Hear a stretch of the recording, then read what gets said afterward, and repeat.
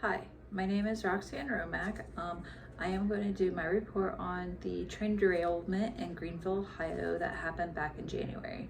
So on January 24th, 2024, at approximately 12:20 p.m., first responders were called to the train tracks. If you're familiar with Greenville, the tracks cross 571 where the derailment happened.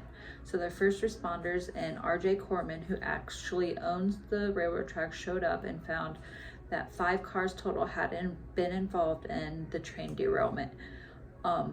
3 of the cars were containing ethanol and had actually been tipped over.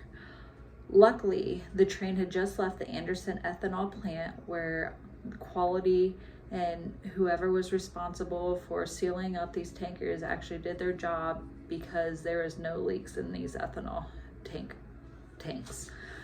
So at that point, federal investigators and RJ Corbin and first responders determined that there was no hazards to the surrounding area. So what caused the derailment? The federal investigators determined that it was a bearing that overheated. Now, they were able to determine that the bearing overheated to approximately 250 degrees above the air temperature before the alarm in the train actually sounded. So at that point, crews in the train itself just couldn't get the train stopped in time.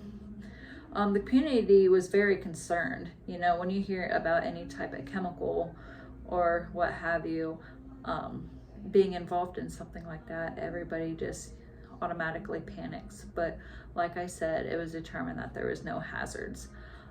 Some of the neighbors around the area actually thought it kind of sounded like an explosion.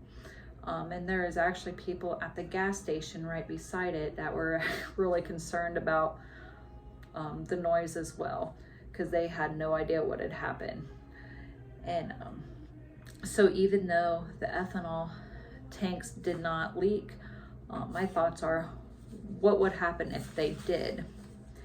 So some of the hazards with ethanol is the emissions can create a harmful smog and cause pollution to the ozone layer. The pollutions can actually cause genetic mutations, and ethanol itself is corrosive and water soluble and will cause issues with rusting. Ethanol will pollute the ground and surface water. Each gallon of ethanol pollution will create about 12 gallons of sewage-like effluent with the fermentation.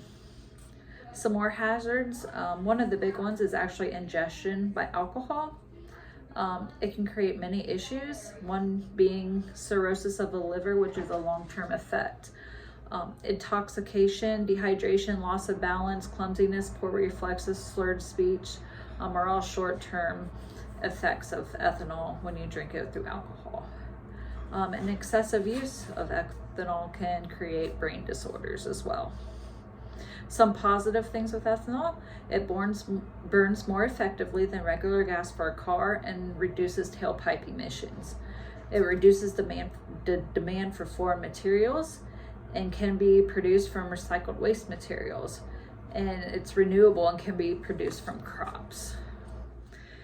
Some of the things I learned with this research is I learned about the hazards from ethanol spills. I kind of thought it was always a positive thing, and then you quickly learn when you research that there are its cons as well. I did not know that excessive intake creates brain disorders. I guess when I thought of ethanol, I didn't think of it in the form of alcohol. I just thought of it as a chemical itself. And I did not know that 1 gallon of pollution could create up to 12 gallons of sewage substance either.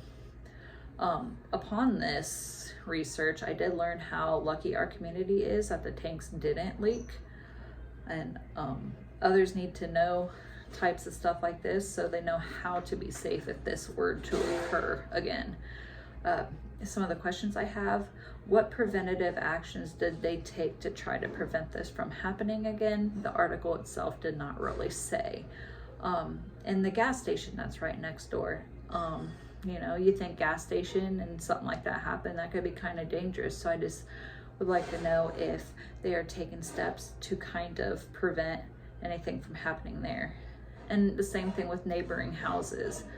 What if the derailment didn't happen where it did, where there wasn't houses right beside it? What if it happened right in front of one? Because 50 feet down the road, that's the case, where the houses are right by the railroad track. So in conclusion, no one got hurt. That's great. The only really bad thing that happened is, all the rumors, the excitement, and the gossip by the people who were there and saw it. It's pretty big news for our small city, and I just hope that they are taking the steps to further prevent this from happening again. So now you can't really tell, but here's an overview picture of the actual derailment right there. This is the actual 3 ethanol tanks that fell over. And this, you can't really tell, maybe you can, is actually the bearing that broke that they think caused the derailment. So that's my research on the train derailment in Greenville, Ohio.